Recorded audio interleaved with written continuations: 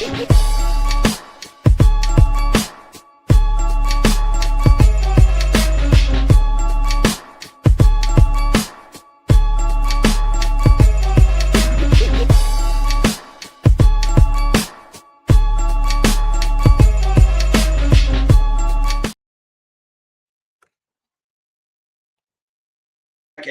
I'm Jay, he's Maddie, it's Yankee and the Brit, and it is Sunday, and I am up way too fucking early. Yeah, guys, it is Sunday, and obviously for me, that means watching a game at a nice time, but for the rest of you, due to our mostly American audience, it means having to get up a bit early. The game going on in London right now, it is halftime in that game in London. The Cleveland Browns are leading the Minnesota Vikings 10-7 in a defensive game to start off. We'll recap that while halftime is on, and then while the game's going on, there might be some small reactions to what's happening and some chats towards the end of the game about what it means for either team, depending on who wins. We'll also react to Thursday Night Football, where the Los Angeles Rams went up against the San Francisco 49ers in one of the bigger upsets in the NFL this season. We'll then go through and look at our Week 5 predictions, where we go through every game for the rest of Week 5 and give you our bets against the spread. So come and check that out, as well as participating in our Yankee and the Brit community parlay, where we go through games and parlay bet them throughout, and we have that as a whole community. We will take your options in the comments, so make sure you're around for that. Before finishing, Jay, with probably our most successful segment so far, most of the players that we recommend on this seem to have good weeks in fantasy football. Jay, it is our predictions of who will be fantasy players to look out for this week. So long show. We've got about 2 hours before the kickoff of the early window, as well as the rest of the Vikings and Browns game. But Jay, some reactions to the first half in London. What do you make of Dillion Gabriel's start to his NFL career? I mean, it's been all right. I don't know. This whole game is just a fucking shit show from the beginning. And if it was up to me, I would log off and go back to bed right now. I think with this game, it's very much Dillion Gabriel looks like kind of backup quarterback potential to me. Like he's playing a solid game behind a Browns team that are good on defense and they run the ball well. And Dillion Gabriel is adding nicely to that by throwing the ball where he needs to throw it. He had one throw to David Njoku along the sideline. That looks pretty good. He looks like he's pretty accurate outside the pocket, so could maybe add in some kind of run pass option stuff there. But I think he's looking okay. Nothing to write home about, but looking decent in his first start in his NFL career. Jay, I didn't see this when we had our show on Thursday, but the Sheduer Sanders kind of no comment, where he is asked how he feels about being moved down past Joe Flacco to the third QB, the third string QB. Normally, the veteran would come in, and if he gets kicked out, he goes back. The veteran would go back to the third, and Sheduer Sanders would be made the second. Where is that narrative coming from? Never in the history took the number one and made him number three. Never. So, I don't know where that narrative is coming from, where he would be the number three. I like Joe Flacco. I don't get where that comes from. Yeah, I know. I was going to say when I hear them talking about them moving him down to number three is they don't move him to number three on the depth chart. It's just during the game, he's the guy with the clipboard, but he's still the second string QB. It's just usually they'll give the veteran the clipboard and the headset because he's the veteran to talk. Plus, if Gabriel gets hurt, Flacco's going in. Yeah, exactly. Yeah. We'll go to the second. Usually they'll go down to the second. But he was asked about it, and Sheduer Sanders says, kind of mouths a response, but without saying any words. Jay, what did you think of that weird thing there? It's not weird if people know where it came from. Rex Ryan the day before said, nobody wants to hear from a third-string quarterback. Keep your mouth shut.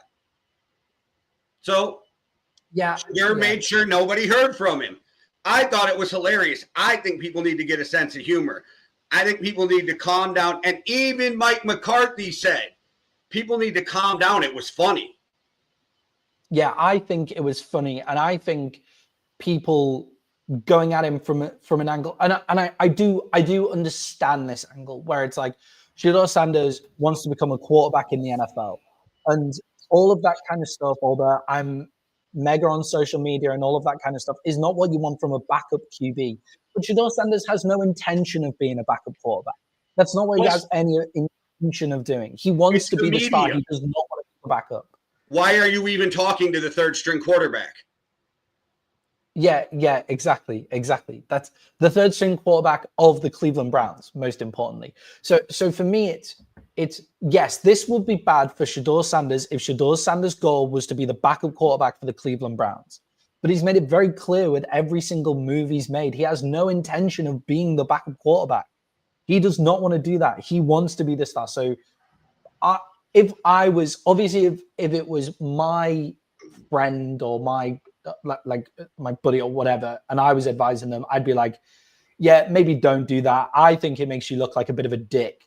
But like, if your goal is to be the starting quarterback, go out there, be funny, and be you. Like, be you. Like, don't let anybody tell you not to be yourself. Obviously, if it was my buddy, I'd be like, being a backup quarterback in the NFL isn't too bad. But Jay, we just saw Carson Wentz go off for the Minnesota Vikings with what has been reported as a shoulder injury, and he is questionable to return. But Jay, you noticed something on the sideline that might ease some Vikings fans. Before that, do you think this is a big deal for the Vikings, Carson Wentz going on? Like, I don't know if it's a big deal, but now they have him in a sling. So it was walking back down the tunnel. Now they have him braced up. I think the Vikings are going to lose this game anyway, so I don't think it fucking matters. I think off the first drive, I knew we were going to lose this game. Yeah, you text game over, right? But just on the Carson Wentz, what do you know? So those of us who aren't Vikings fans may not know much about the rookie quarterback Brosmer. What do you know about the rookie quarterback coming in here, backup quarterback Brosmer here? What do you know about him? You said to me he's maybe not a big downgrade on Carson Wentz. No, because everybody's still comparing Carson Wentz to when he was on an MVP run, and I don't think we've seen that in a long time. Max is a kid. Yeah, he took the JUCO or the small school route, went to Minnesota last year.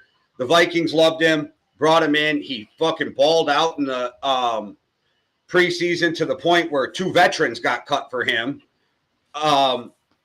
Undrafted rookie, but he looked great in the preseason, looked great in camp.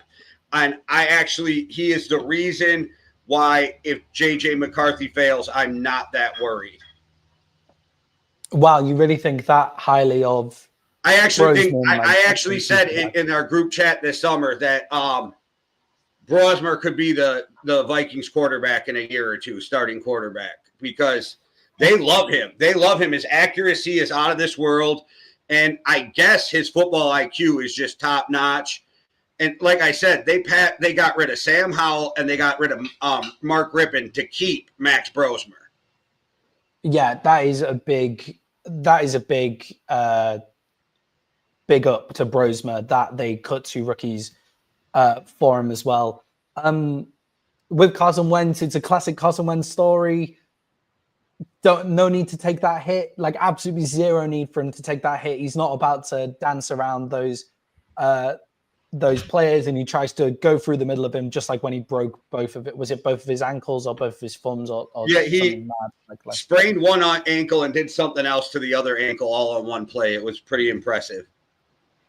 Yeah, crazy plays with stuff like that. Classic Carson Wentz story. But Jay, what's the problem with the Vikings in this first half? Like, I watched that first drive from the Browns and they just walked the ball down the field. And if you're the Cleveland Browns here, you're becoming dangerous with a strong run game and a really top defense. You become slightly dangerous. So what's the problem with the Vikings here? And what do they have to get right in the second half to try and make the comeback? if you watch, they let teams walk down the field on every first drive, and then they seem how to remember how to play defense. But it's the offense. Mm-hmm. You got a guy who's never played center in his life playing center. You have a guy with only 12 starts playing left guard, and you got a third string guy playing right tackle. Yeah, that's it. And then Jordan Mason doesn't help by fumbling the fucking ball. Yeah, and you've got that offensive line going up against one of the best defensive lines in the game. A guy who's not played center before going up against Mason Graham, who's a top 5 pick in the draft. Stellar. If they need to, they can put Cam Akers in at quarterback. We saw that. Yeah. I don't think we expected Cam Akers to be the one throwing the first touchdown for the Minnesota Vikings in this game. But yeah, I think they've got to rely on the run game more, or like even in the quick pass game, right? Like get some bubble screens out to Jordan Addison. That kind of starts to open the field for Jefferson. We've seen some good throws down to Jefferson, like breaking the field. So I think that has to be their answer. They have to get into running the football here in the...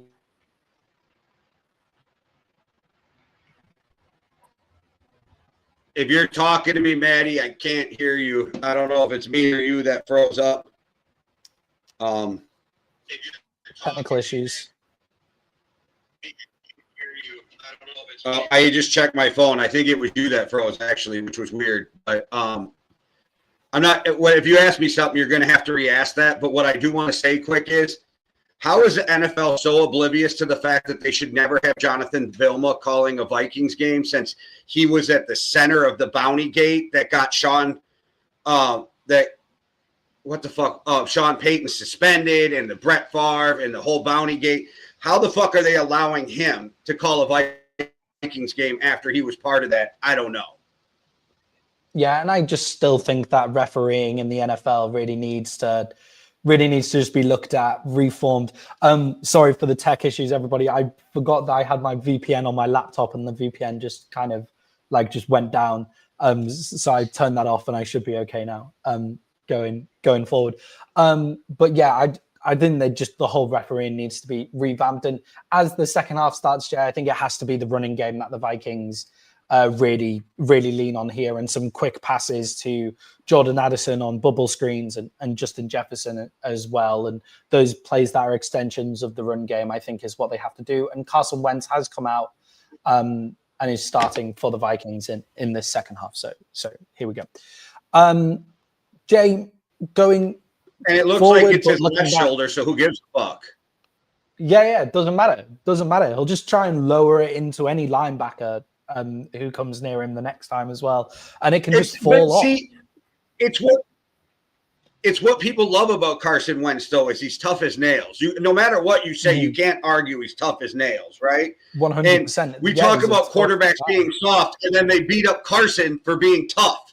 I don't know. You can't win in the NFL with. Yeah. I like the toughness of Carson Wentz. I just wish he kind of sometimes preserve himself. Yeah.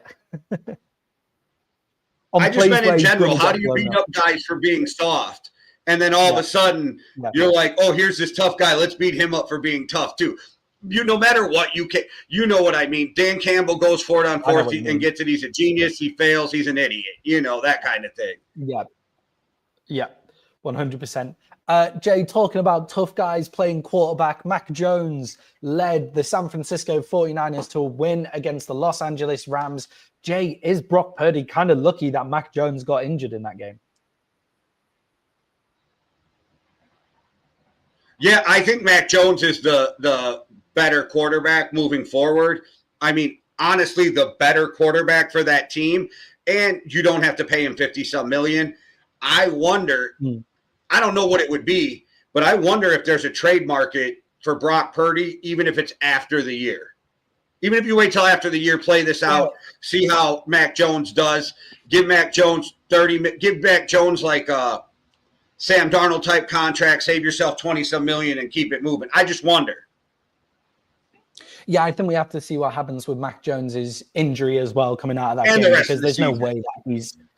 Yeah, and the rest of the season, there's no way that he's healthy coming out of that game. Like, he looked like his leg was about to fall off, but he was still dicing up the ball. And to be honest, Jay, with Mac Jones, I tend to agree with you. I think that Mac is like the more big play quarterback. Like, if you're going to put the quarterback on, if the game has to go onto your quarterback's shoulders, if the game has to go onto your quarterback's shoulders, I would much rather my quarterback be Mac Jones at that point than Brock Purdy.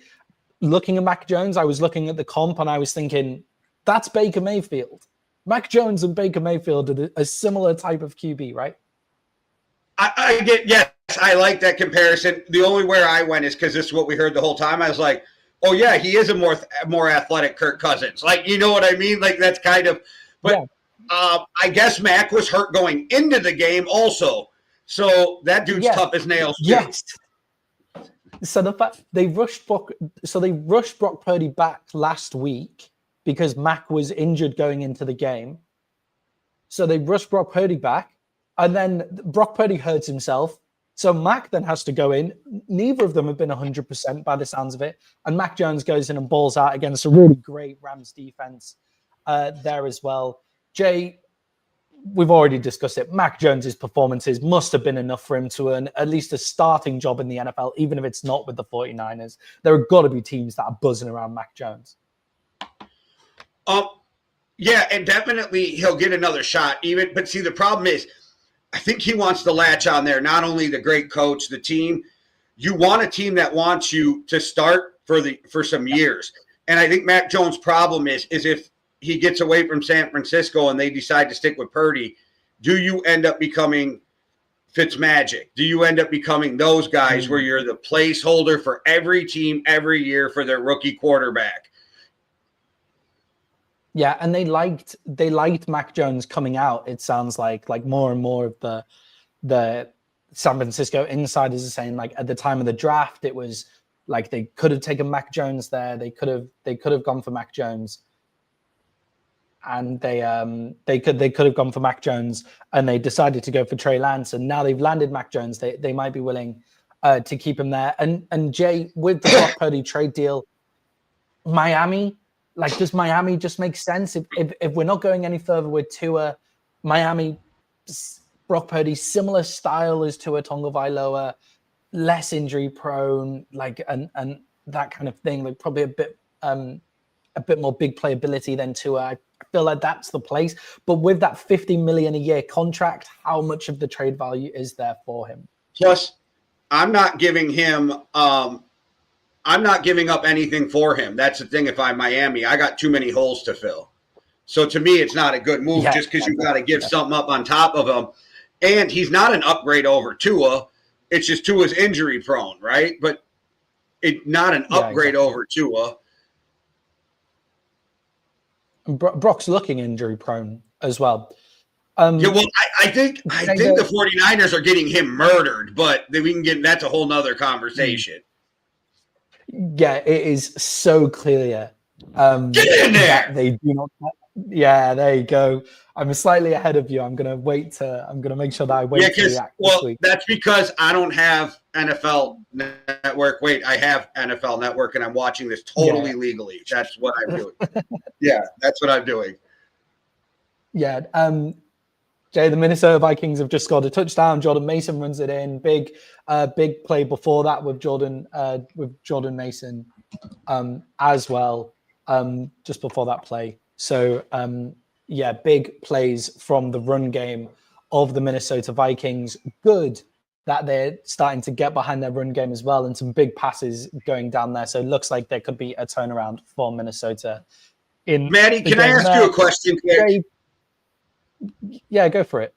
Are you shocked that the Browns defense is not just mauling the fuck out of this patchwork offensive line? I'm quite impressed that the offensive line is standing up in the way that it's standing up. Like, I think that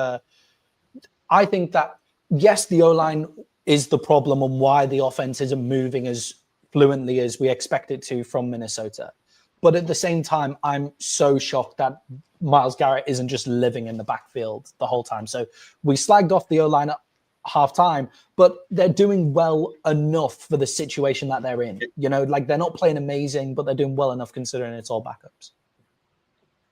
All right, I'm just curious. I'm impressed. I feel that Myles Garrett should be living in that backfield, and he's currently not. So yeah. Jay, the final bit on the Thursday night game, where again the 49ers beat the Rams. Did poor execution cost the Rams that win in the end? Because the 49ers played well. They played an incredible game, but the Rams had plenty of opportunities to win, including the kick at the end where they miss, and a fumble as well from Kyron Williams as they go over the line. No, I refuse to say the 49ers didn't do everything they need to do to win this game, and you caused fumbles, right? I mean, Jordan Mason, I'm blaming him because you have to hold in the ball, but that punch from the defense was what made that play happen. So you can't say that was a fluke, or you know what I mean? So, like, I feel like you force fumbles as a defense. You get that credit. And I get your argument, and I'm not saying you're wrong, but I refuse, after watching that game of a beaten, abused, and tattered 49ers team, to take anything and say that they didn't just win that game, because the Rams should have came out and just blown them out with all the injuries. So anything that happens, I think, is on the Rams for not doing what they needed to do. Well, the 49ers executed like almost a perfect game for what they needed. I think the Rams were sloppy in that loss. I think they left plays on the table, but that does not take anything away from the 49ers, considering how big the point spread was. For example, like going into that game, it was like, what was it by kickoff? It was 8.5 I think points. It was 8.5. And 8.5 points. I was so like, that is way too much. That's ridiculous. And then I even told you after the show, I feel like the 49ers could win, but I didn't have enough balls to say it on the air. So it doesn't count. I don't expect credit. But I'm just like, I wish I would just say shit sometimes. I can confirm that Jay texts me immediately after we finish the show saying but it doesn't matter. It doesn't count if I don't say it. Yeah. And I mean, you did win on the spread because you picked the 49ers against the spread. So that there is the win there. But I expected the Rams to come in and blow them out. And I still think the Rams had a lot of opportunities to win. But I do agree that the 49ers just schemed up the perfect game for what they had to do.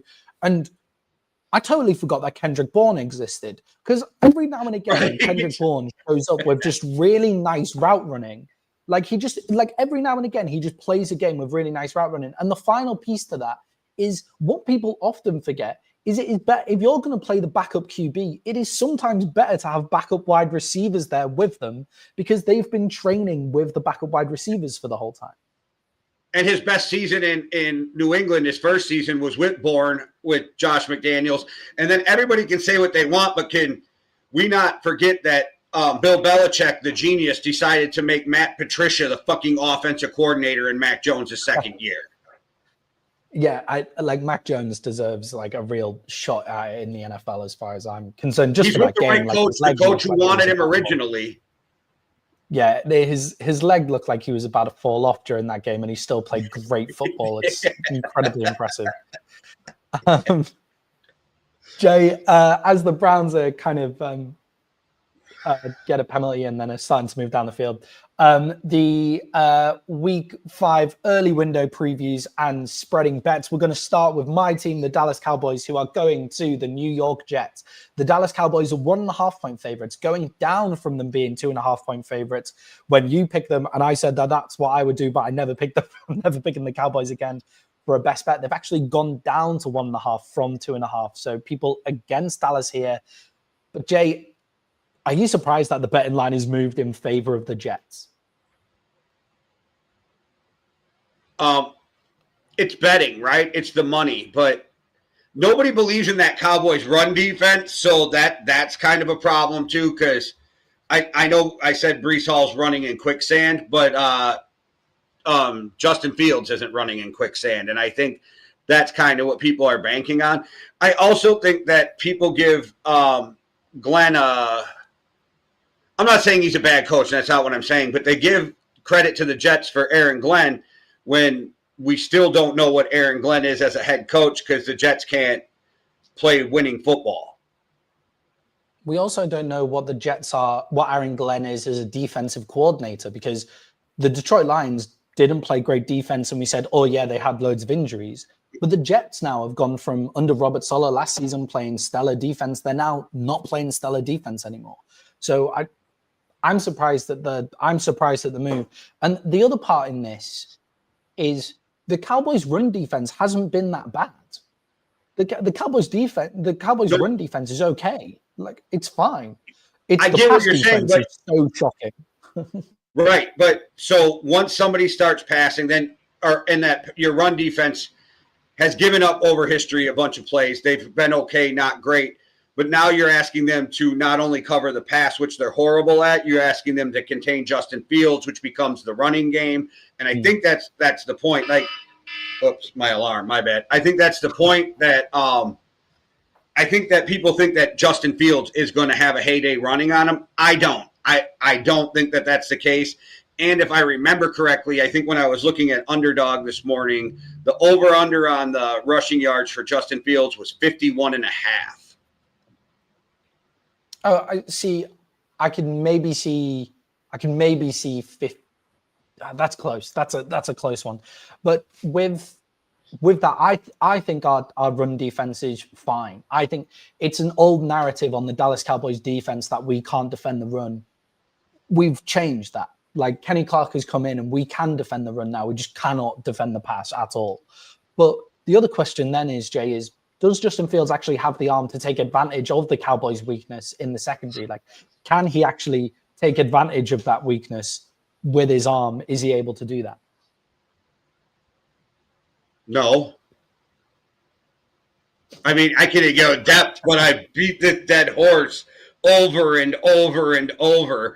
No, I don't have any faith in him. I think he's a guy who, at best, you sit around like 53% completion. Yeah, I'll be surprised if we get beat by Justin Fields throwing on us this week. Now, I think Justin Fields has like a general arm talent to hit the open guy.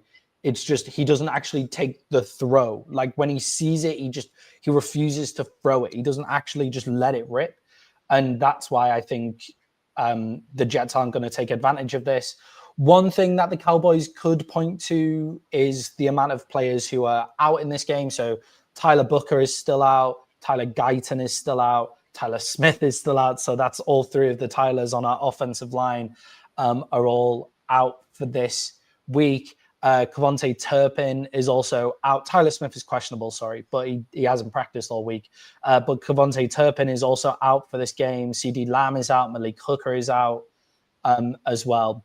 Sounds like the Vikings. So there's a lot of injuries. Yeah, there's a lot of injuries on that side of the ball. Kenneth Murray, who's actually come in and is playing well at linebacker, is playing as well as you can in this Dallas Cowboys defense.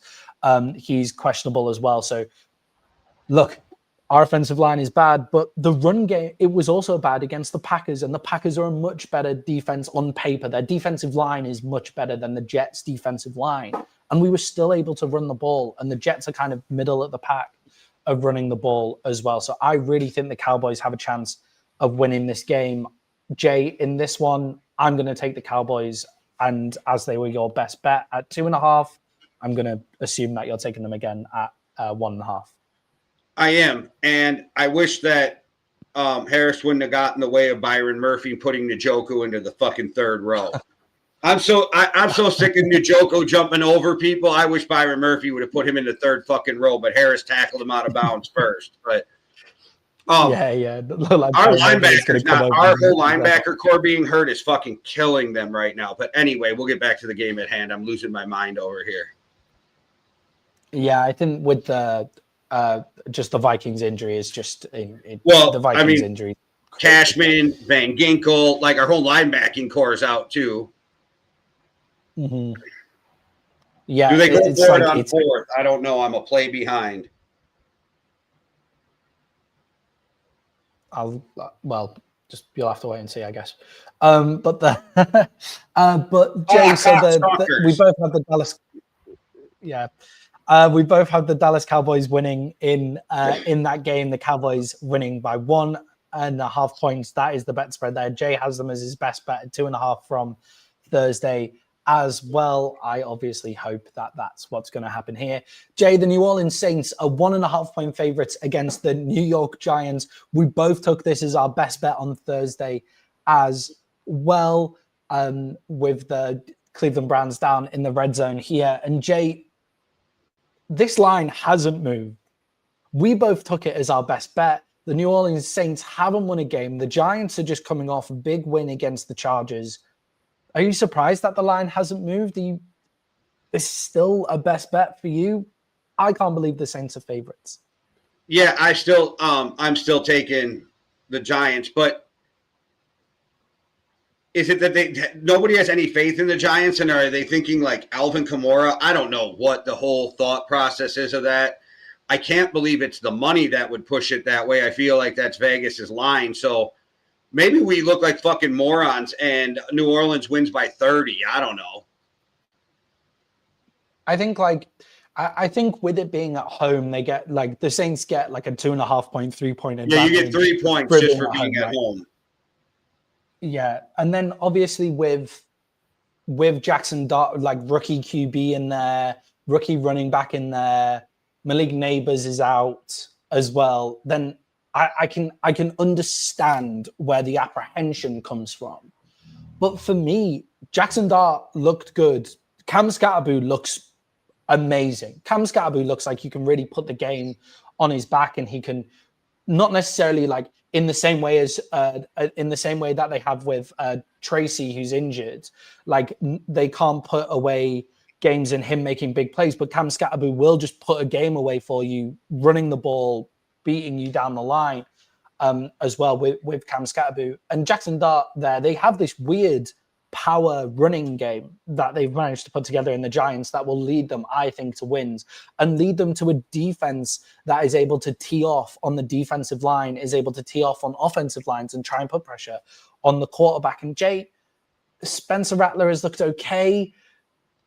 Is this really to do with how promising the Saints are after those first 3 quarters against the Bills? The Saints looked good against the Bills. Yeah, there we go.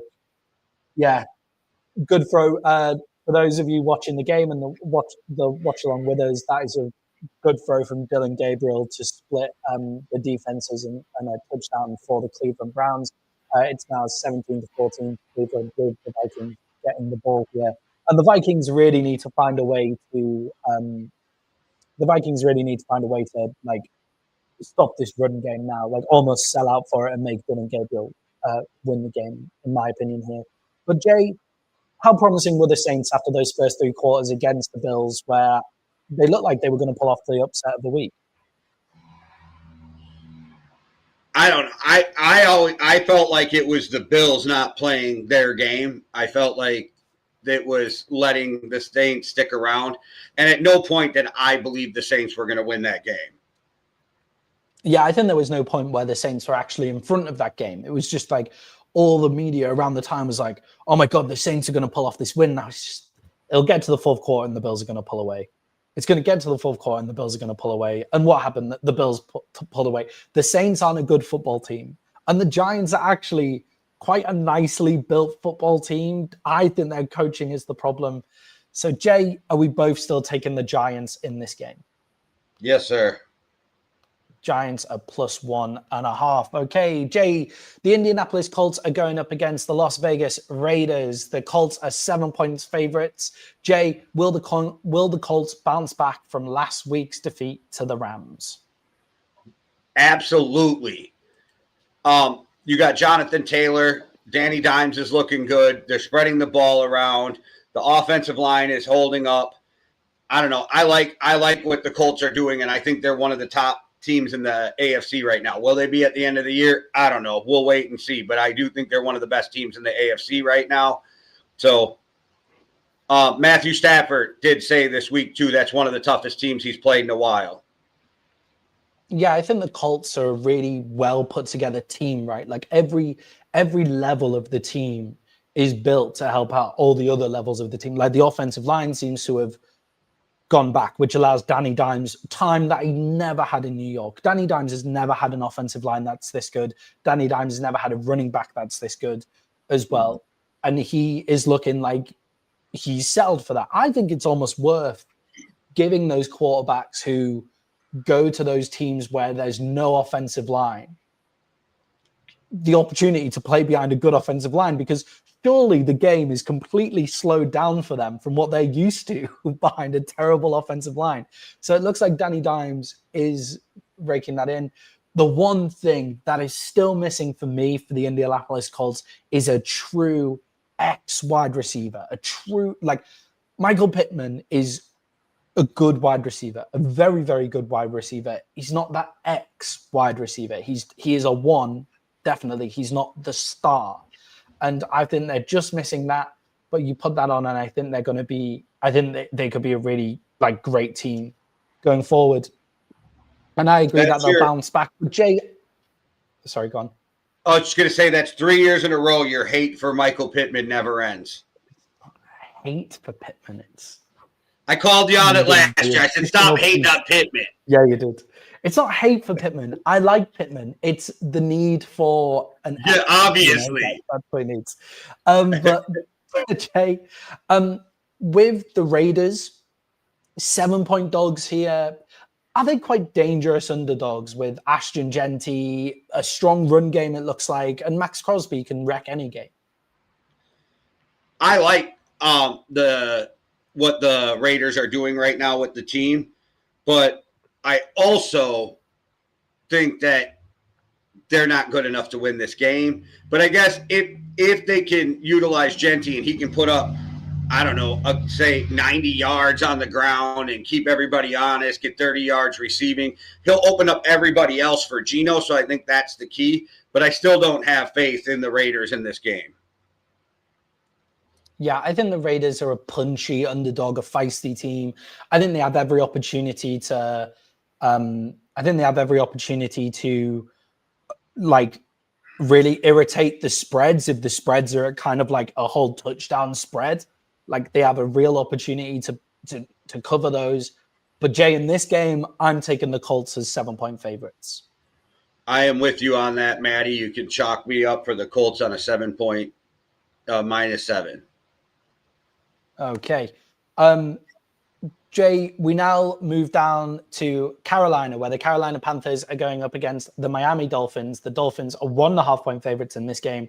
This game is one of my best bets of the week, taking Carolina at +1.5. Jay, how big of a loss is Tyreek Hill for the rest of the season? Oh, shit.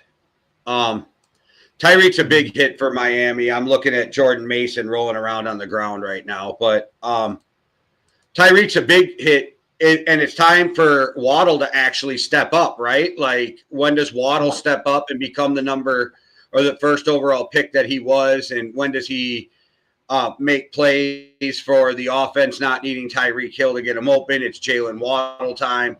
But I think Tyreek's a big hit for a team that's already struggling, a team that we already have a ton of questions for.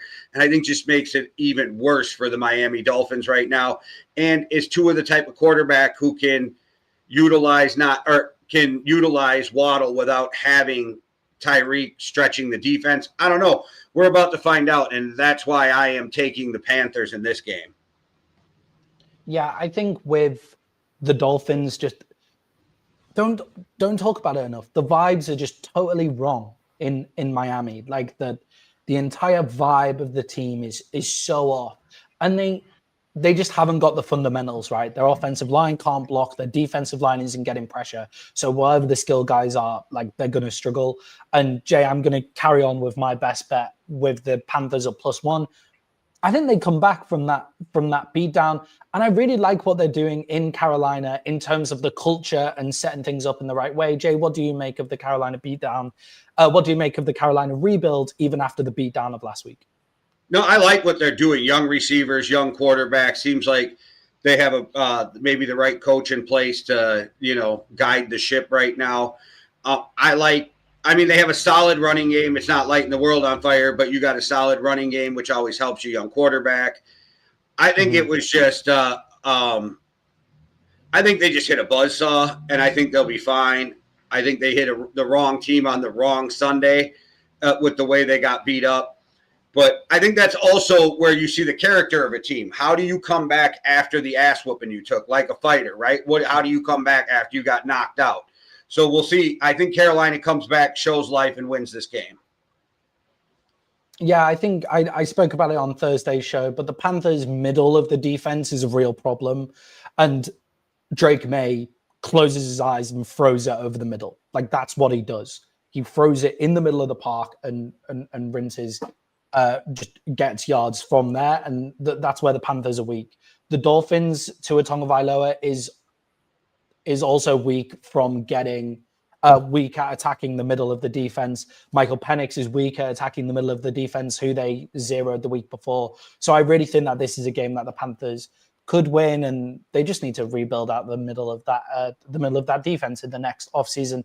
But Jay, the Philadelphia Eagles are going up against the Denver Broncos. The Eagles are 4.5-point favorites in this game, moving up from the 3.5-point favorites that they were on Thursday's show. Jay, are the Broncos going to force the Eagles to throw? And can they stop the Eagles if they do? The Broncos have the 5th best passing defense they have the 5th best run defense in the league and the 11th best pass defense in the league. I think the Eagles are actually going to show people why they need to not put Denver as one of the top 5 defenses in the league. I think they played teams that matched up with them well. I think they're a top 10 defense. I don't think they're a top 5. And I think when you hit a skill set or a team with skilled players like Philadelphia, you're going to see why. And I'd be shocked if this game is less than 7 points when it's all said and done. Well, yeah. So obviously there's been a lot of questions about the dog shit out of that. Yeah, he's absolutely rinsed that punt. That is crazy. Holy fuck! I don't know what the penalty was yet. Do you know what the penalty was? Holding on the Broncos, holding on the Browns. Holy fuck! That was a fucking boot. Like, I knew right had a leg, but damn, okay. when you let these punters just rinse the fuck out of the ball, like it does. This is why that shit a long way. This is why the Vikings put up with the dumb shit of his bad kicks. This is exactly why they put up with his dumb kicks and deal with him, because he just fucking just sent that thing. He sent that thing back to Ireland. He was like, get out of here. Fuck you. Are you so surprised if there's still any leather left on that ball after getting the shower of it?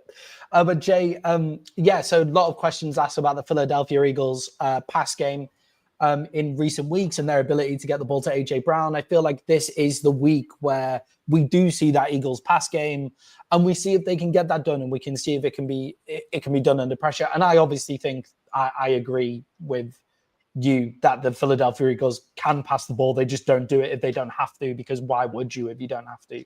I think they can pass. I think the Broncos match up well. Oh, sorry. I still think they force feed the ball to AJ Brown 3 or 4 times in the top 20 plays and just make him happy. But we'll see if I'm right. Yeah, just silence that. Jay, the other side of this coin is the Broncos offense. So everybody's been talking about the Broncos defense, which you think is a little overrated because of the teams that they've played. I still think they're really good. The Broncos offense. Yeah. Okay. Yeah, they're really, really good. Like, they're really good, but everybody's calling them like best defense in the league, and they're probably the tier 2, like there's the Browns and there's the Browns are just the best. The Browns. There's the Browns and the Texans and stuff who are, like the Browns, the Texans, and then there's a tier below that, right?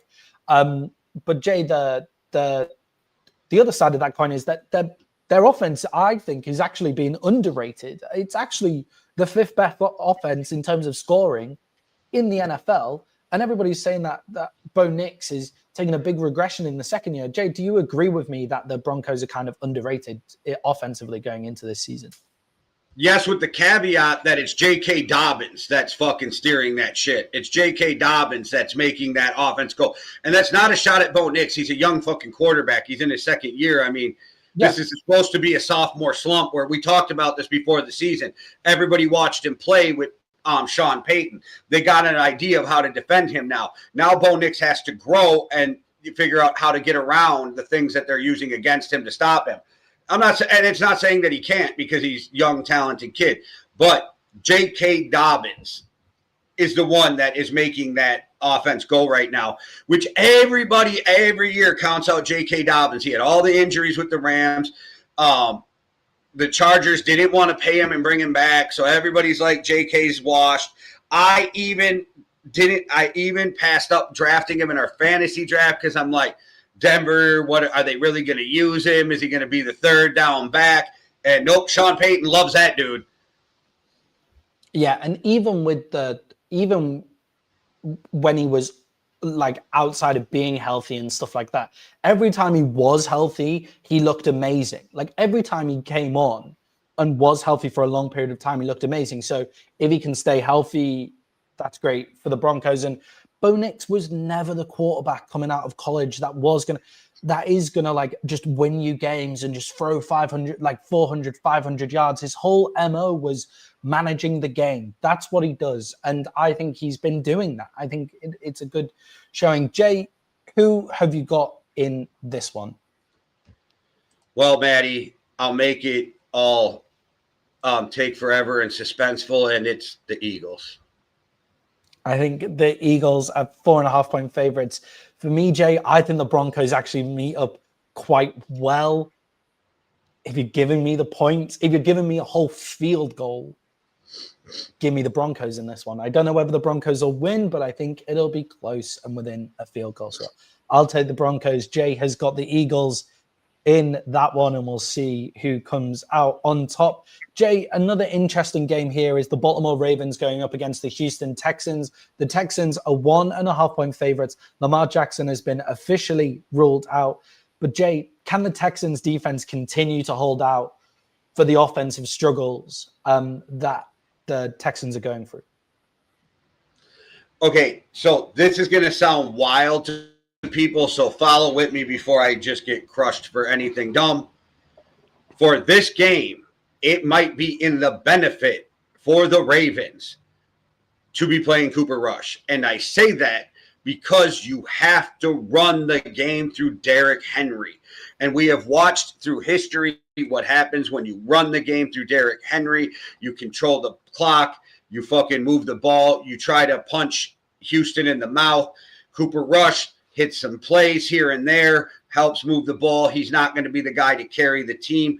I actually think it helps them settle that offense that we've had some questions about, like, what are you doing in Baltimore? I think it helps the coaches maybe settle down and figure out how to maneuver this team moving forward instead of putting everything on Lamar, and how you got to utilize Zay Flowers more. You got to utilize – I mean, you always utilize Mark Andrews, but you got to get Likely back into being utilized. You got to make this offense flow, and I think this might be a perfect game for them to do it without Lamar, because Lamar's so talented that I think a lot of times they're like, well, let's just put the ball in Lamar's hand and let him do it, instead of the coaches, the scheme, and the team winning the game for you.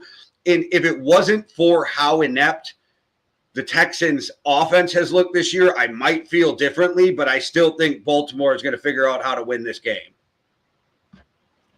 Yeah, and the Texans in rush defense stats is where they kind of start to fall down. They actually give up 4.2 yards per carry as a run defense, and they've only had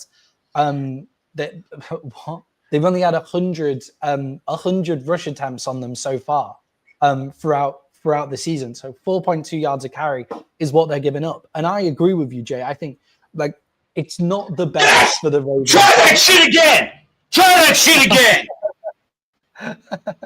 There's no way they made that, did they? No.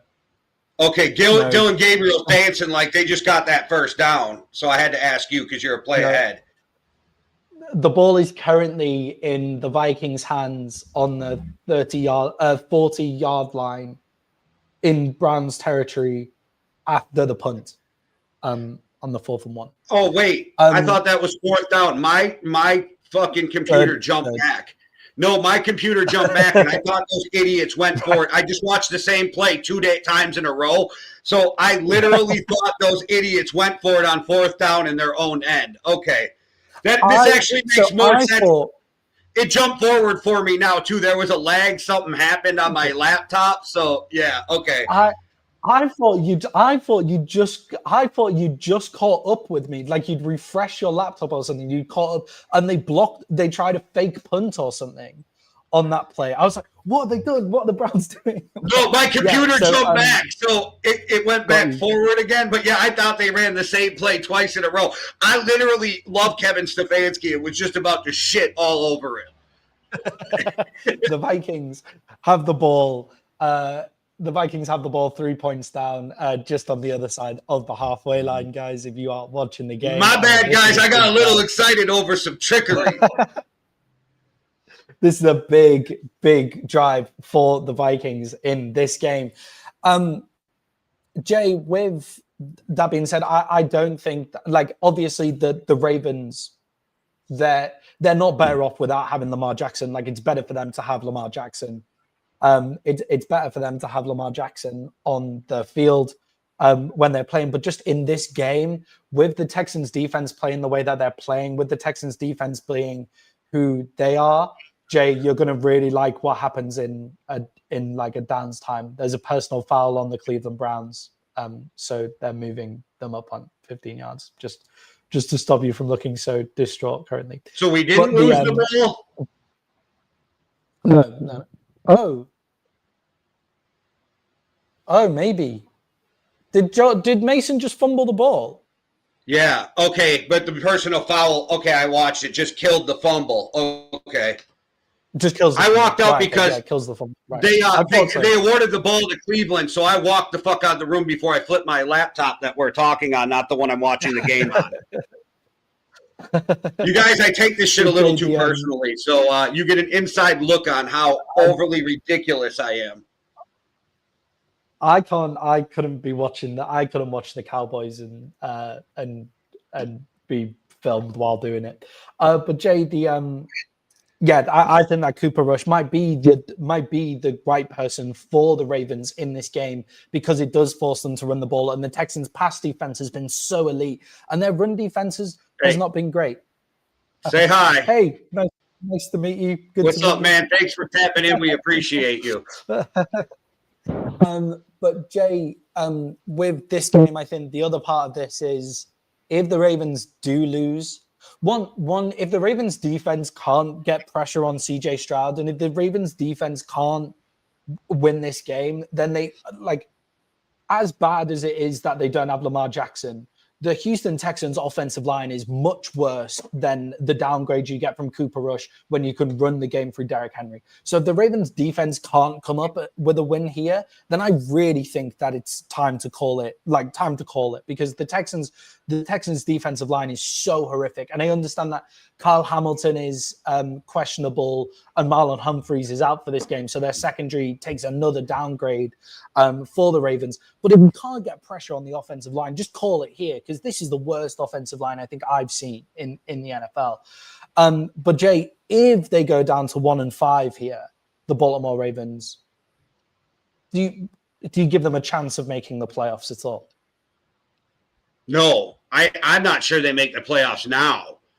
I'd have to go back and look, but I'm not sure how many 1-4 teams have made the fucking playoffs, right? Like, I don't even know if that's a thing. Yeah, I obviously, I think it was quite close with with the Bengals last year, but they obviously didn't make it. I think there has been one team from my memory since we've moved to an 18-week schedule. But with the I think they do give the ball to the Browns actually, but with the it's not the case of them going. It's not the case of them going down to 1-5. It's not the case of them going to 1-5. It's going down to 1-5 against this Houston Texans team with the games you then have coming up, right? It's the 1-5. 1-5 against this Texans offensive line. You don't have the defense to make it. You do not have the defensive pressure to make it to the playoffs that you need in this league. So the Ravens can't go to 1-5. Jay, are you taking the Ravens in this game at +1.5? I am. I'm also taking the Ravens in this game at +1.5. And guys and Jay, we are done with the early window betting spreads. Let's take a break and talk about how you can buy us a coffee. Me and Jay set up the Yankee and the Brit nearly 5 years ago. And in that time, we've gone up to about 7 shows a week. And with the help of our loyal community, we've been able to keep growing. But we want to grow even more. And that's why just giving $5 or £5 could really help us out in our Buy Me a Coffee fund. And all you have to do is hit the Buy Me a Coffee link in our YouTube descriptions. That'll be on every single video. You can give £5, $5. You can give it once, you can give it every month. And what that does is it allows us to grow and even buy ourselves a coffee every once in a while.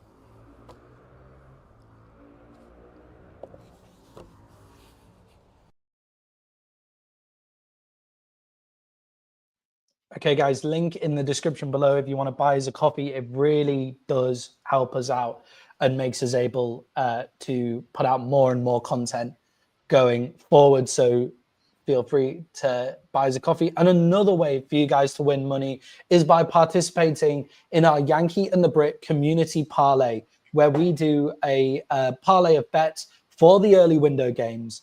That means that you can join us if we win, and if we strike on the parlay, we will give it to one of our subscribers. So make sure you like, subscribe the video, and join us if you want in our community parlay. Jay, what are we looking at this week for our parlay? All right. Well, let's start right in a row with what they got going on here. And as Underdog Sports has it lined up, and we'll go right into the Cowboys versus the Jets. I'm looking here at Pickens with receiving yards, 74.5 over or under. Or I was thinking there's Williams with 68.5 rushing yards over or under. Also, Justin Fields passing yards, 188.5 over or under. Yeah, I mean, I don't know what you guys think about in the comments. Feel free to comment and let us know. But for me, Jay, that has to be Javonte Williams over. Like, I could really see an 100-yard rushing game coming for the Dallas Cowboys running back in this game. All right, well, we'll take that. We'll take the over. We'll move on to Indianapolis. If anybody's got some suggestions, throw them in the comments. Or if you hear anything you like, throw them in the comments. Wow, they expect Jonathan Taylor is 90.5 rushing yards, higher or lower. So they're really expecting a gain from Jonathan Taylor. And Aston Genty is at 67.5 rushing yards over or under. And then, oddly, your boy, Michael Pittman, receiving yards, 56.5 over or under. And they really expect Myers to go off in this game for the Raiders because they have him at 72.5 for over or under receiving yards. Geno Smith, though, they only expect to have 230 passing yards. I think the Jacoby Myers line is interesting. I don't know what you think about that. I think it's an under on the Jacoby Myers line. And I was thinking that too. And then they also have Daniel Jones at 17.5 rushing yards. Oh, that's quite a tasty over as well, Daniel Jones on the rushing yards, right? Because they have a few design run plays. If he scrambles and gets out of the pocket, he usually is fast enough to hit a 10-yarder at least. Like, you could see him doing two 10-yarders in the game. So, Jay, Jacoby Myers under, Daniel Jones over. You pick on that one. Let's go with the Myers under. And all right, so we have the Giants at the Saints. Jackson Dart. Let's look at what's going on with Jackson Dart. We have over or under a half a passing touchdown, over or under a half a rushing touchdown, 37.5 rushing yards, 7.5 rushing attempts, 17.5 completions, and overall they think 216.5 yards for passing. That's Jackson Dart, though.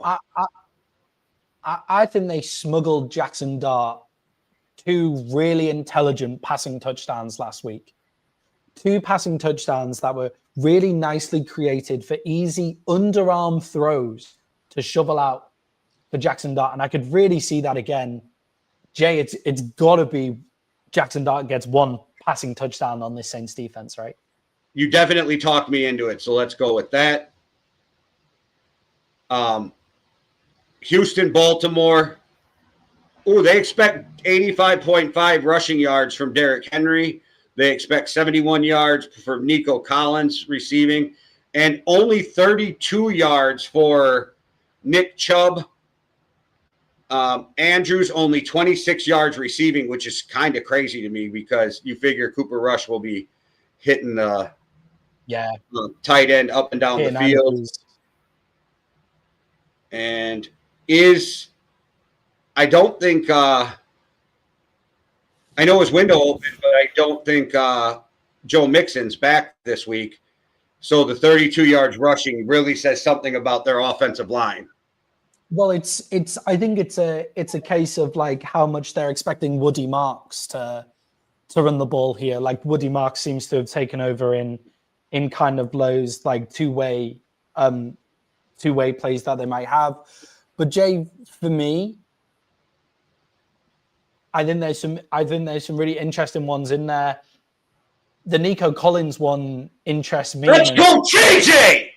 That is a huge play. That is a huge play from Justin Jefferson, who is, by the way, going off in this game. Like Justin Jefferson is having an amazing. I have an 8-leg parlay, and I need him to have 6 receptions for that 8-leg parlay. So, yeah, how many?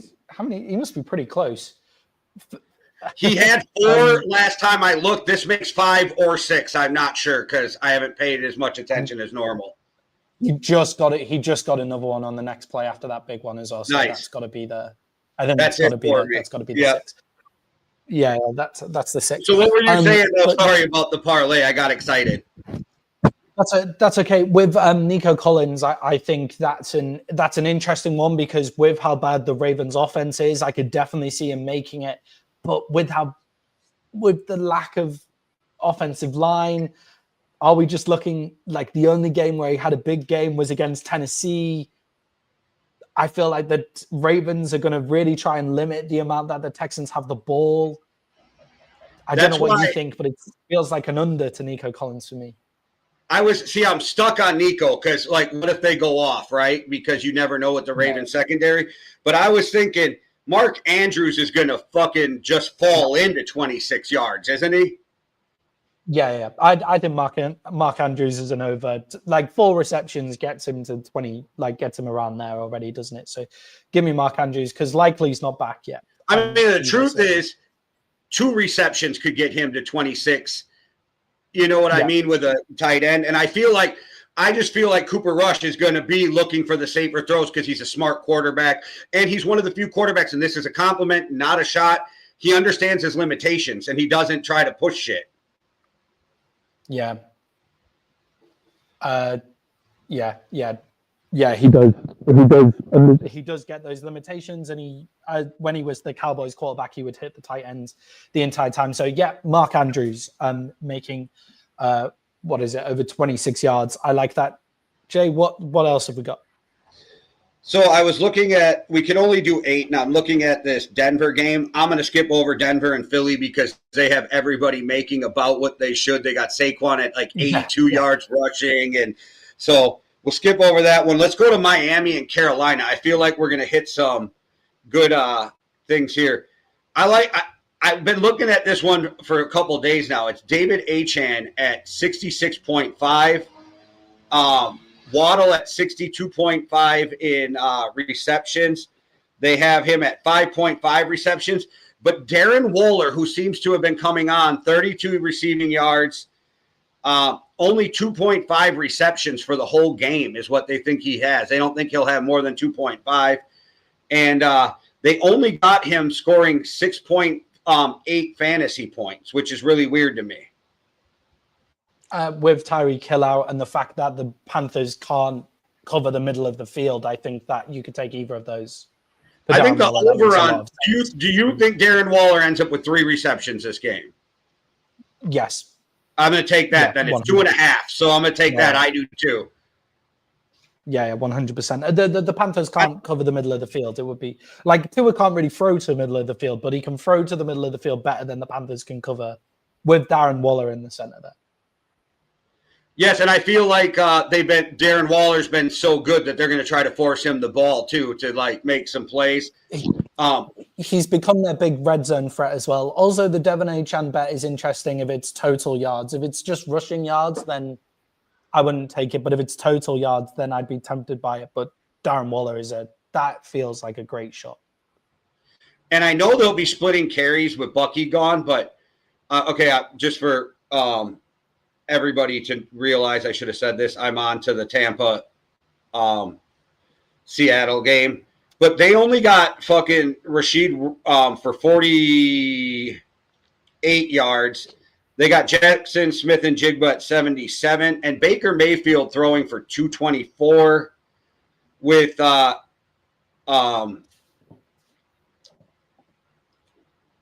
out, but Ibuka's still there.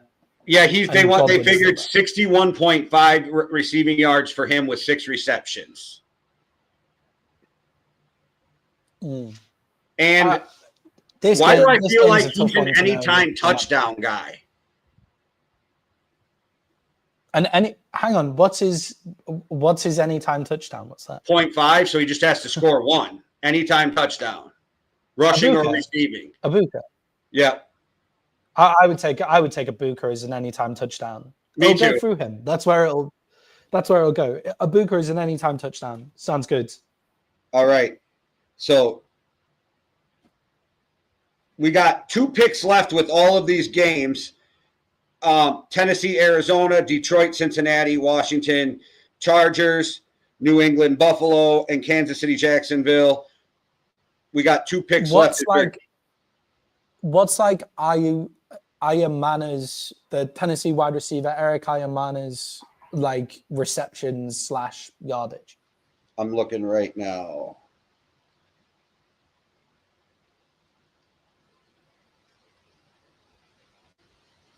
They don't even offer it. Oh wow, he's Tennessee's number 1 wide receiver in a game. That's crazy. Oh, that's mad. What else? Sorry, I overlooked it. It's 36.5 yardage. Yes, I would take the over on that. We'll get to Tennessee versus Arizona in a second, but I would take the over on Eric Ayamana, 36 yards. All right, and then we have one more, and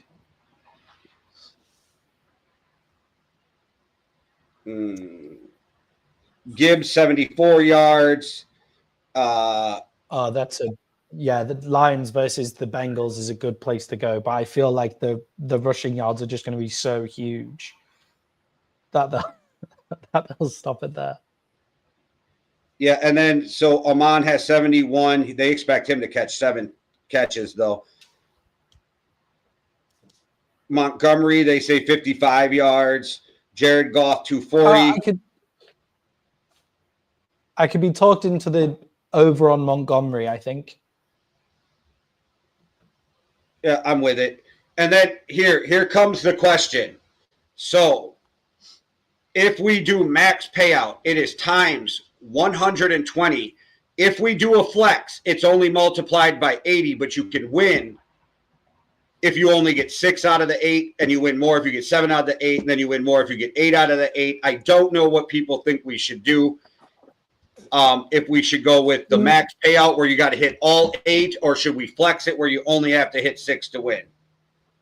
For me, Jay, I'm a play it with brains guy. I think flex, right? All right. It's got to be flex. We'll take the flex. If it means we might earn a little bit more if we get 7 right and earn a little bit more when we get 8 right, that's good.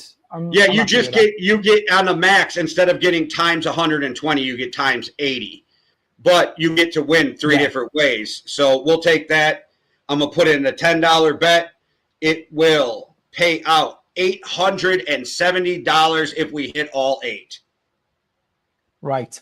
Guys, make sure to subscribe to the Yankee and the Brick YouTube channel. If we win that parlay any amount of money win on that parlay, we'll be giving. We'll do a giveaway if we hit big. I do want to see if we can give more than one fan something. So we'll figure that all out when we win. But the money will go back to the fans, except for the tax money. Like I said last week, I ain't paying y'all taxes. So, but I am trying to see here. Let me see what the payout is, just because. Oh, I got to wait a minute and 30, but because you have a chance to cancel. So I'll wait, and then I'll tell you guys what the payout is on 6 and 7 moving forward after we do a game or two. All right, and as we have now finished the Yankee and the Brits community parlay, once again, guys, like, subscribe, go do things like commenting and sharing the show. It really makes a big deal. I know all the creators say it and all of that kind of stuff, that we need to make sure that you like and comment and everything, but it really does make a massive deal for us. So please do like, subscribe, comment as well. Jay, moving into the late window here in a game I kind of teased when we were going through there. The Arizona Cardinals are 7.5-point favorites versus the Tennessee Titans. And Jay, have we been a little harsh on the Titans offense? When you look at the schedule that they've been through, the Titans have played really top defenses throughout their first games of the season here. The Titans have gone up against the Texans, who are one of the best defenses in the league. The Colts are one of the best defenses in the league. The Broncos are one of the best defenses in the league. And the Rams are one of the best defenses in the league. They've gone through that run, and there's been some hope for Cam Ward and some hope for kind of like watching this young receiving core with Eric Ayumana playing really well as well. So have we been a bit harsh on the offensive side of the ball for the Titans when you look at that schedule? Ryan doesn't think so. Ryan really doesn't think so. No, I think Cam Ward's like developing well, but I don't have any faith or anything in the rest of that team. And and maybe I'm underselling and what Tennessee is, but I also don't like their coaching staff, which also makes it a problem for me. Mm. Yeah, I do think that Callahan has made a lot of mistakes. That is shit from the Browns. But a lot of really poor mistakes, I think, from the coaching staff as well, with Callahan making some mistakes, which isn't helpful when you have a young rookie QB and a young team in general. I think maybe a bit like no one giving them the credit that they deserve for having that run of performances. But when you get donutted by any team, they got donutted by the Texans last week. I'm not saying they're incredible. I'm just saying they're not as bad as everybody thinks they are. And it'll be interesting to watch them go up against an Arizona Cardinals defense, which is 17th in the league. In terms of like fantasy point giveaway, they're 17th in the league. Well, they're not the worst team in the NFL. They're not the worst team in the NFL. Yeah. So, and that they do get talked about like they're going to have the first overall pick again. And I don't believe that's going to happen. I don't think they are the worst team. And I think their defense is so much worse than their offense. I think their offense is far better than their defensive than defensively on the side of the ball.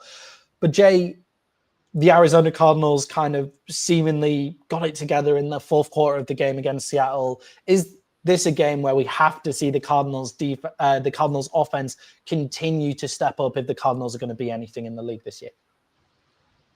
If you're talking for moving forward, yeah, we need to start seeing this team play better. I don't think they have to play that much better to win this game. Yeah, I don't think they have to play loads better to win the game.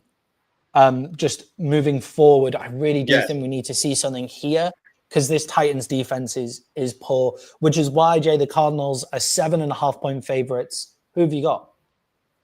I fucking hate that spread. I'm not even going to lie. I fucking hate that spread. Yeah. It's hard for me to go there with the Cardinals. And I think that's probably right about what it's going to be, so it makes it harder. But give me the Cardinals and the over. And maybe I just am a guy who was going to die on my Cardinal sword this year. I don't know. Yeah, I wouldn't bet this game. And I've actually just switched to the Titans as I went through the Yes, I am going to win. Yes. I am going to win. Manny switched. I am going to win.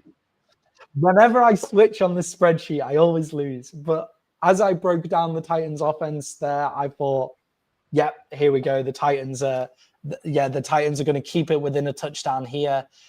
Let's see if the Cardinals can keep it going. Jay, the Seattle Seahawks are 3.5-point favorites versus the Tampa Bay Buccaneers. The Bucs are coming up with a huge injury bug here, with Bucky Irving being ruled out, Mike Evans being ruled out, and some others like that. But they're the two main headlines. They're being ruled out. Jay, can they overcome this injury bug? Yeah, it's just probably a rough team to be really injured against, because Seattle's been playing solid football, and when you go up against a team that's playing really solid and trying to figure things out while still playing good football, it makes it nervous. And then you do got Baker, though, who will just move around and make shit happen, that kind of thing. But with all that said, as much as I like Tampa this year, and I think Tampa is a contender, I got to go with Seattle in this game. Yeah, Jay, I'm going to go with you in that one. I think the Bucs are injured, and the Seahawks are playing really great fundamental football. Like, they're playing really solid fundamental football. I don't love 3.5. 3, I would be much happier, but 3.5 is okay here. Jay, if the Seahawks get the win here, does that really put them in control of the NFC West, with the 49ers injury bug, the Rams kind of stumbling against the 49ers and getting beat by the Eagles as well, and then the Cardinals? We don't know what the Cardinals are. Does this put the Seahawks in the front seat in the NFC West? I still got them as the 4th team in the NFC West. Even if they get the win here? Yeah. I think the 49ers are a better team, and they proved it so injured. Are we really going to put the Rams above them? I don't think so, because I think we all think the Rams are legitimate contenders. And then, like I said, I might just be dying on my Cardinal sword with that. Yeah, and I think that they're a really solid football team. I don't think they have that huge, crazy upside that we expect to see from division champs. Carson Wentz getting sacks on a 3rd and 11, and just the Vikings offensive line struggling in this game. Now starting to kind of come to the fore. We have 3 minutes left in that game, and the Browns have the ball. Okay, Jay, the Cincinnati Bengals are going up against the Detroit Lions. The Detroit Lions are 10.5-point favorites in this game. Huge spread in this one. But Jay, is this game just a buzzsaw waiting to happen for the Bengals defense? I do think it is. And I hate that 10.5-point spread. That's a high spread, but the Bengals are playing bad. And Dan Campbell is one who will put points on you even once you have the game put away. I hate to do it. I am taking the Lions with plus the fucking 10 or minus the 10.5 in this game. If you're going on a team to cover a big spread, the Lions are a team that will do that, because, as you said, Jay, they do just put up big points and they have no let up. The other side of this is the Bengals' weakness is defending the run game. And the Lions have the most attritional run game in the league. Like, the run game that they do not give a shit about passing the ball if they don't have to. And even the passing is like an extension of the run, with bombs down the field to Jameson Williams, and their offensive line is so stellar. And the Bengals are just don't get any pressure, can't cover the middle of the field, and they're just struggling. They're just really struggling here. On top of that, their offense is not really moving the ball. I'm taking the Lions as well at the 10.5 here. I don't love it, but I think this is just a buzzsaw for that Bengals defense. Look out for big points here for the Detroit Lions. Jay, with a loss here, and if it's a big loss as well, I think we can look at this. We can look at the Bengals and say they're just not getting the fundamentals of football right at all. I asked you on the show on Thursday whether you think it's time to kind of just blow things up in Cincinnati. Jay, do you think that Joe Burrow and Jamar Chase will be behind the Bengals blowing stuff up? They are young into their career. So do you think they would be behind, like, kind of blowing it up and staying around for the rebuild and just being happy with that rebuild going on? if they're realistic about what's going on, then yes, I do. I think they'll have to. Nobody wants to sit through a rebuild, right? Or even a competitive rebuild. But you have the pillars there of what you need. So I think that they'll be okay with it. And if they're not, then I have to question how much they want to be in Cincinnati to begin with, which is a fair question because we all truly believe if Joe Burrow was not an Ohio kid, he probably would have told Cincinnati not to draft him. I do believe that. So I think the Ohio kid thing helps. But if you're realistic and you're a Cincinnati fan, or if you're one of the players, you have to look at what's going on and being like, we are definitely not built right. The trenches aren't built right. Can we move on from, say, T. Higgins like we talked about, from Hendrickson like we talked about, from Trey Hendricks like we talked about, get something for them before the trade deadline. You'll get more for T. Higgins because of his contract than you will for Trey, but get rid of them both. Pick up some capital, move next year into free agency with more money, and then attack it in the draft. I think that's the way to go, but I don't know how they'll feel about it. Yeah, like if it's me in Cincinnati, Joe Burrow, if they manage to actually, I am so glad Dillion Gabriel cannot throw the ball. Yeah, I was just like Dillion Gabriel. Dillion Gabriel started his NFL career okay, and has looked really poor in the second. Come on, Carson. And pull your head out of your ass. Let's go. Yeah.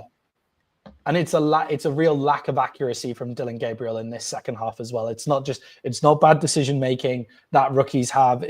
He's throwing to the right place and he's missing on a lot of. If they're playing Joe Flacco, they're winning by fucking 20 right now. If they play Joe Flacco.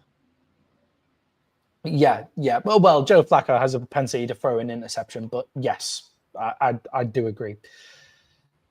Jay, I do think the Bengals need to rebuild here, and I think it just prolongs Joe Burrow's career as well.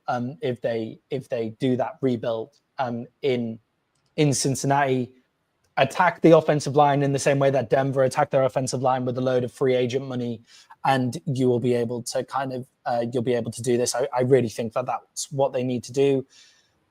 Whether they win here today or not, really, they need to really start thinking about the rebuild with the trade deadline starting early November. Get what you can and build an offensive line there. We're both happy taking a 10.5 point loss when you're meant to have a season as a contender just because you have a backup quarterback.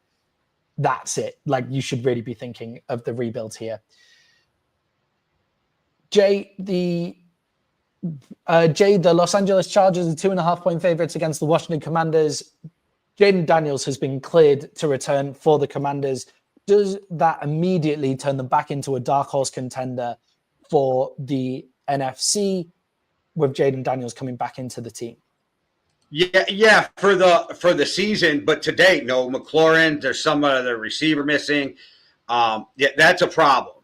That's a problem. And the Chargers coming off the game they did, if the Chargers don't turn around and win this game, there's going to be a lot of questions. I know I do beat up on Justin Herbert. It's not that he's not super talented. It's that we give him a pass for shit. I still think the Commanders are in trouble this game, and I am taking the Chargers to cover that 2.5. Yeah, Noah Brown out as well, with Terry McLaurin also out, and Sam Consme, who is kind of like a tackle/guard for them, is also out. I do think Jaden Daniels gives them just an immediate ability to come on the field, but I do agree with you with Terry McLaurin out and with Noah Brown out here as well. It is a real struggle for the Commanders. They're also defensively, they struggle. Defensively, Marshawn Lattimore has looked really bad. And Jay, moving on to the Chargers now, Quentin Johnson has looked amazing this season. It's almost like he's taken all of his talents and learned how to catch the fucking football, right? And going up against Lattimore, I think he's going to eat today. Like, he's remembered how to catch the football, and he's going to eat up against Lattimore today. And I think the Chargers, with the culture that they've built there under Harbaugh, I really do think that they're a team that will bounce back from an upset. Jay, the Chargers are 2.5 point favorites here. Who have you got? Yeah, I'm taking the Chargers. They cover. Yeah, I think they cover that. I think they cover that as well. I wouldn't be surprised if the Commanders almost look worse offensively than they did last week, even though Jaden Daniels is in for Marcus Mariota, not because Marcus Mariota is not because of a talent gap or whatever, but because of like just coming back into it and all of that kind of stuff as well, coming back from injury. Jay, moving on now to the Buffalo Bills, who are 8.5-point favorites against the New England Patriots. And Jay, I wish I had an alert button because Jay, upset alert here. I feel like the Patriots have a chance to pull off the upset against the Buffalo Bills. 8.5-point favorites. Jay, are the Buffalo Bills vulnerable after stumbling in the first 3 quarters against the Saints last week? No. Not against the Patriots. No, I don't think so. I don't think so against the Patriots. I think people give the Patriots more credit. I think the Patriots play good against bad teams and play bad against good teams. And I think we're going to see that. I think I hate that I feel like the spread is right about where it should be, somewhere between 7 and 10. So I don't really love the spread, but I don't have a lot of faith in the Patriots beating good teams this year. I just think that the Patriots, I think what they're doing and what they should do is just focus on getting better every week. Yeah, I think the Bills have a bit of a problem in the secondary. They have a bit of a problem there. I don't think I'm not taking the Patriots to win this game or whatever, but I think the Patriots have a serious problem in the secondary in terms of speed. And Drake May will sling the ball. Like, Drake May is more than happy to take on a secondary. The Bills also give up the most rush yards per game of anyone in the NFL this season. A lot of that is to do with the Ravens game and just how like the Ravens just ran over the Bills for large portions of that game. And so I don't think the Bills are just entirely horrific against the run, but you know that the Patriots have managed to build a run game. The Patriots have scored big in some of these games. 42 points against the Panthers last week and 33 points against the Dolphins. But Jay, again, that kind of backs up your point of they beat bad teams here. Jay, how do you think the New England rebuild is going? How do you think Vrabel's done so far in his rebuild? I think they got the right coach, the right GM. Looks like they might have the right quarterback, and so I think they're doing the right things. There you go, JJ. I like the way they're building the roster. I think they're doing it the right way. But I think that people need to take a deep breath because they went from 20 years of winning and then Bill Belichick trying to win so bad at the end without Brady that he fucking ruined the cap. He ruined the fucking roster. So I think that they're rebuilding from a place where, and I'm not mad at them, but they tried to win one more at the end of a dynasty and fuck things up moving forward. But I'm not mad at you for that. Like, you're like, we're winners. Let's try to win one more. You know, I get that. So I'm not mad, but I think that people have to be patient with the Patriots because the rebuild's not going to happen overnight, especially with them going with a youth movement for the rebuild. Yeah, for me, they're doing everything right so far, as you say. They've got the coach, they've got the quarterback. I think they're starting to build up from the trenches. The offensive line already looks much improved from how bad it was last year, which I mean, not hard to do, but it is much improved from where it was last year, and that's without having to add loads and loads of players. It's just improved through coaching and through scheme. So, Jay, I'm taking the Patriots in this one. I think 8.5 points is a huge cover against a team that is building out well. I still think the Bills will win, but 8.5 points is a lot. Jade, I might have missed it. Were you taking the Bills for that one? I didn't say it yet, but yeah, I'm taking the Bills, but I hate it, and I wouldn't bet this because of the point spread. Yeah, I wouldn't make a huge bet on this game as well, but I do think it's a potential upset alert here. I think that the Patriots could pull off a win in this one in a bigger upset. Going down to the wire in London in the Tottenham Hotspur Stadium, and we're down to the wire here with our last game. If they don't turn it over, this should be guaranteed overtime at the worst. Overtime. Yeah. Woolreich had already missing a kick earlier in the game from 51 yards, but this is very odd for him to miss, though. Yeah, very odd. And this is obviously a bit closer as well. But down to the wire here, the Jacksonville Jaguars are going up against the Kansas City Chiefs at 3.5 points. The Chiefs are favored. Jay, a debate that we had on Thursday. Are Jacksonville for real, or are they a fraud at 3-1? What do you make of the Jacksonville Jaguars this season? This is the upset alert. This is the game people want to watch. Liam Cohen has that running game, balling. ETN's playing out of his mind, best of his season. We all know that Trevor Lawrence has talent. Can he put it all together? They have a decent little receiving core. If Brian Thomas would step up and be Brian Thomas, they'd be even better. I like what they're doing at defense. I feel like they're getting better. They're not the best defensive team right now, but I feel like they're getting better. I know that Xavier Worthy brought some fucking deep threat to the Kansas City Chiefs. I am still not totally sold on the Chiefs, even though I say every week it's hard to bet against the Chiefs because the Chiefs is the Chiefs and they just figure it out. But with this one, I'm taking the upset and give me the Jags plus 3.5 on this game because I think the Jags have a shot at winning this game. Yeah, you nearly made it one of your best bets last on Thursday, and I actually did make it my best bet, but I made it my best bet for the Chiefs, and you were going to make it for the Jags, yes, which would have been funny if our best bets were on the other side of the ball. But Jay, for me, the Jags are a fraudulent 3-1. I think the vibes are terrible in Jacksonville, especially on the offensive side of the ball. If you look at their wins, they come up against.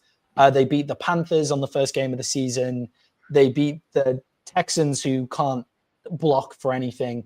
And they beat the 49ers with Brock Purdy playing injured, coming back from injury. Where they've been winning, they've been getting 3 turnovers a game, which is outstanding. That is outstanding defensively. Also, their loss was against the Cincinnati Bengals, where Joe Burrow got injured in the first half of the game. So for me, fraudulent 3-1 team. They've had one of the easiest schedules in the NFL. They have been getting 3 turnovers a game, which is excellent, but you're not going to get that against Patrick Mahomes. Patrick Mahomes is not going to give you 3 turnovers in this game. And with the juice that the Chiefs have got, Xavier Worthy bringing the pace now, allows more space for guys like Travis Kelce to play out in the middle. And look, if the Chiefs just find their way to a run game now, they're back to being the Chiefs for me. And once Rashid Rice comes back, they're going to look amazing. So for me, Jay, give me the Chiefs, and that's still one of my best bets of the week. I think the Jags are going to come crashing down to like the reality of where they are. Jay, we're going into the final bit of this game here in Minnesota. We're going into the final piece of this game in Minnesota here. It's not in Minnesota, it's in London, sorry. And it is going down to the wire. We'll wait for reactions at the end of the game here, guys, because we have a bit of time before we kick off. But it has been a great game in London with lots of really interesting storylines happening. So hang on to us for reaction at the end of this game in London. Hang on for reaction here. But before we go to the reaction, Jay, let's talk about fantasy players to watch. Jordan! You guys have... Jordan! There he goes. There he goes. There welcome back, baby. Welcome back. You should know when I'm just sat... I saw your face. I'm not moving on.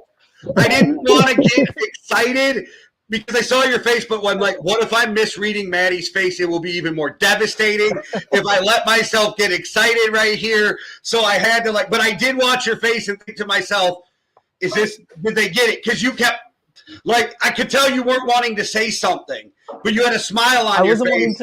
And you're a genuinely nice person. I wasn't wanting to move on to the next part of the show because I knew that was about to happen on your screen. And I was like, I'll hold on. But also, fucking Jordan Addison in my fantasy team. Let's go. Did you start him? Yeah. Okay. But my thing was, you're a genuinely nice person, so the smile made me think something good happened because you're not one to shit on, unless it's Hitman, you're not one to shit on somebody's team losing. So that's why I was like, oh, I think that's why. But you know me, like I pick on you, but I'll never pick on you after a loss, like for your Cowboys, because I know what that feels like. Also, the Vikings are now basically my second team in the NFL. Actually, like, you know, I do watch more Cowboys. I watch more Cowboys than I ever had because of you, because I'm following what they do, because I like to, like, unless you're playing the Vikings, I like you to have a good day, Maddie. I also have a connection to the Vikings because now we need where some I lived and work. And so where I lived and work in York when I'm in the UK, where my parents now live in the UK, is the home of the Vikings in the UK. That's where they're from. So I like the Vikings as a team as well. But Jay, before we have reaction to the end of this game, let's chat about our fantasy players to watch. Guys, you've still got time to change your lineups if you need to.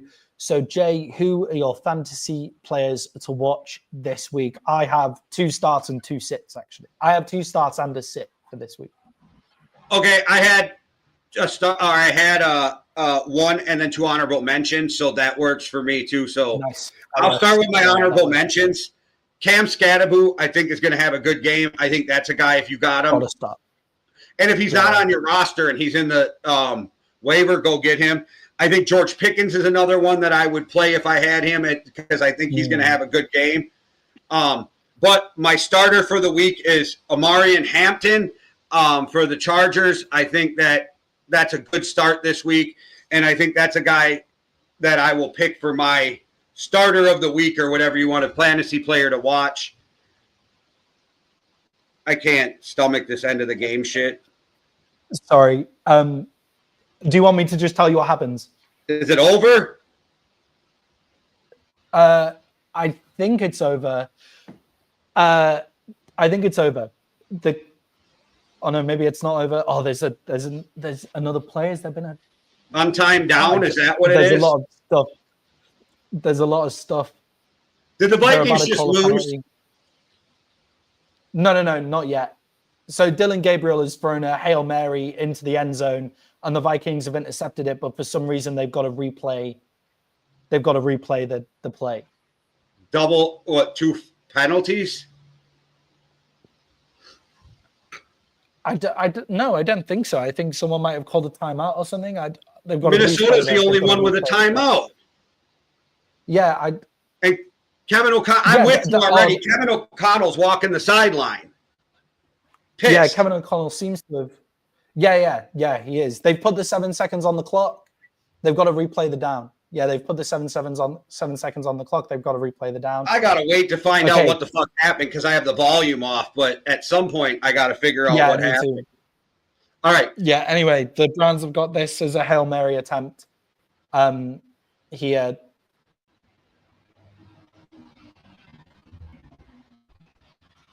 And that's the game.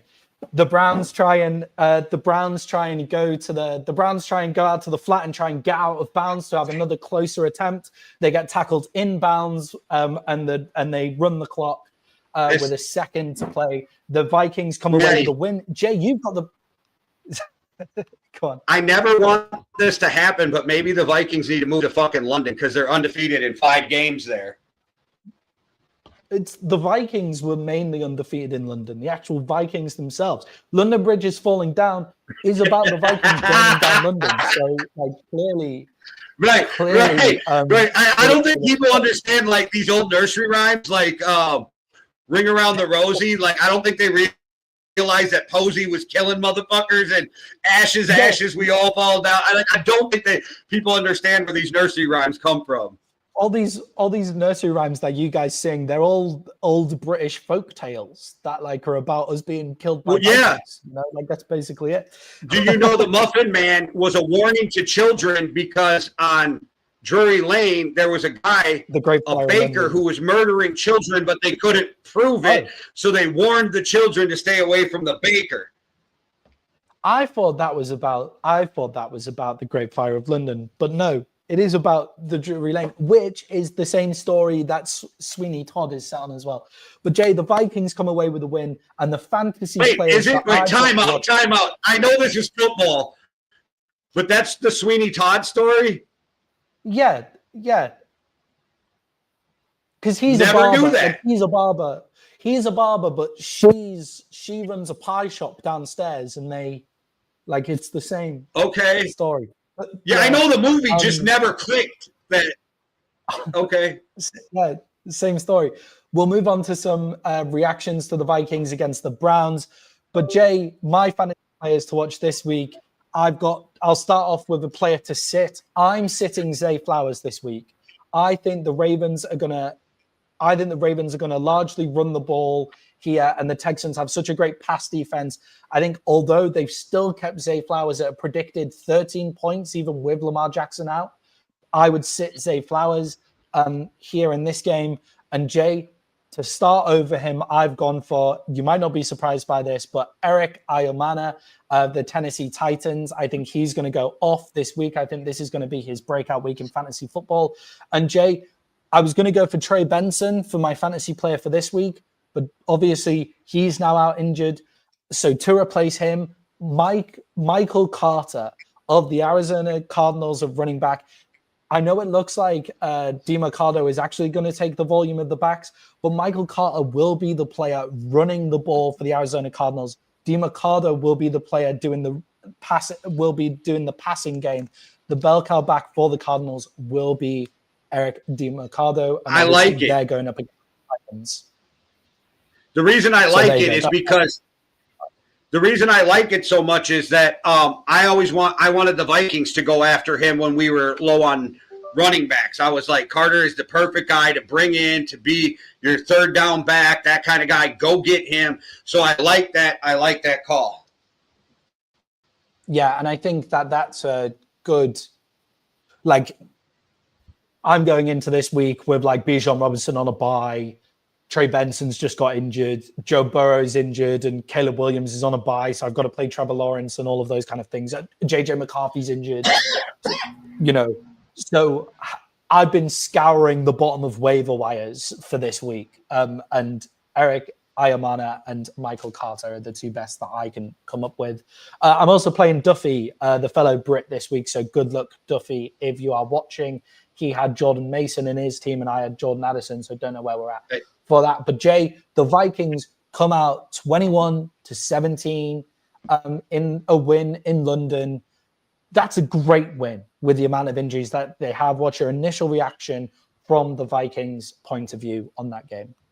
My initial reaction is, can we win fucking games without, I know we have a blowout, but can we win games without it coming down to the end of the fucking game all the time? That'd be fucking great. But no, the fact that offensive line held up as well as they did was kind of impressive to me. I was shocked. I literally thought and don't get me wrong, the Browns defense ended up with 9 fantasy points, so they played. I mean, I had both teams' defenses on my team, so I was like, oh. But I thought they were going to live in the backfield. So actually, my shout out, my MVP, as much as I like how Carson Wentz played at the end of the game, got beat up, and then came back and drove down the field, it's that offensive line for the Vikings. They're the MVP of this game.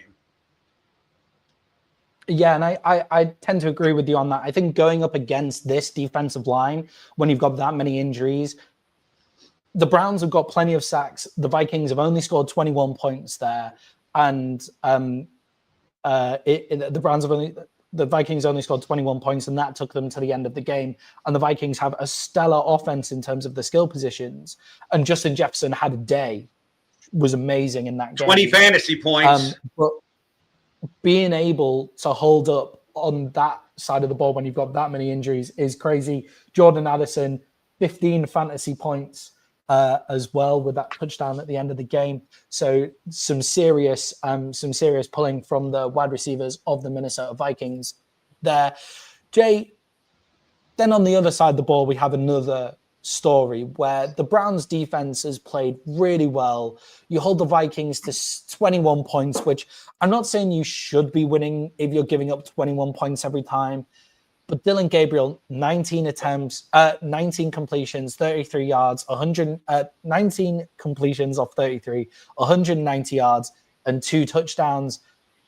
But Jay, they only scored 7 points in the second half when they were running the ball up and down the field. Keyshawn Jenkins, 23 carries of 110 yards.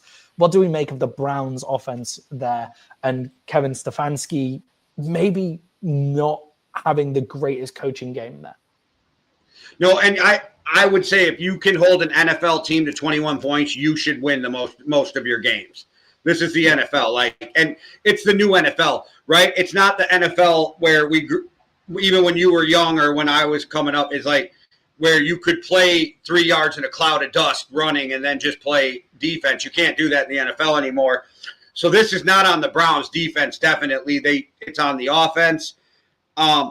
Dillion Gabriel had just a good enough day to hold off Sheduer. That's what happened. Dillion Gabriel had a good enough day where they're like, we got to see more. But his accuracy, especially on third down and on crunch time, I don't like what I saw from his accuracy on third down. And I don't know why Brian Flores wasn't blitzing the whole game. Yeah. I think you're going to see other defenses send the fucking house at this kid. So I believe they have a bye this week, next week, which was weird to me on why they started him. But when he comes back in 2 weeks, we're really going to, and he'll have 2 weeks in this offense, but we're really going to have to see what other defenses decide to do to shake this rookie up. I know everybody including me, wants to see Sheduer get on the field, but I am definitely not cheering for Dillion Gabriel to fail.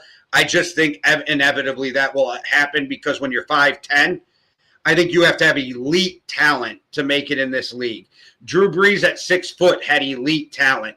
Baker Mayfield at 6'1" has elite talent. Picture Baker at 6'4". Kyler Murray, elite talent. Yeah, Kyler Murray has an elite skill set of something else that he brings to the game, as well, being under 6 foot. Look, I thought Dillion Gabriel looked fine. I thought he looked okay, but his accuracy, he had open wide receivers on third down, like NFL open wide receivers, and he missed them on by a lot. And by a lot, like not a and little. He's throwing high, which didn't hurt him now, but overthrowing guys leads to interceptions. And that